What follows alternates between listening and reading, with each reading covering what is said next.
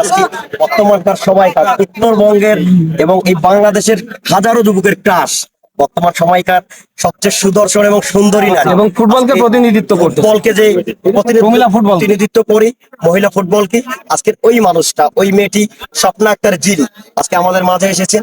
কেমন লাগছে স্বপ্না তোমাকে আজকের এই মাঠটা? তুমি কি এই খেলার বিষয়, এই আয়োজন, এটা তোমাকে দেখে তোমার কি মনে হচ্ছে যে এই আয়োজনটা সাফল্য?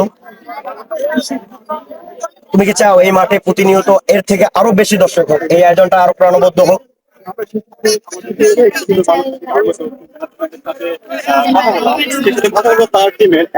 আজকে এই মাঠটা যে এই তোমার বিপক্ষ যে টিমটা রয়েছে তোমার নীলফামারী, তুমি এই টিমটাকে কতটা মনে করছো যে তোমার টিমের থেকে ওই টিমটা বেশি শক্তিশালী? আমরা চেষ্টা করবো সেরাটা দেওয়ার। অবশ্যই। শোনো, শেষ করবা হচ্ছে তুমি বলবা যে আমার খেলা আসবে, আর আগামী খেলাগুলো অবশ্যই আপনারা মাঠে এসে দেখবেন। ধন্যবাদ সবাই।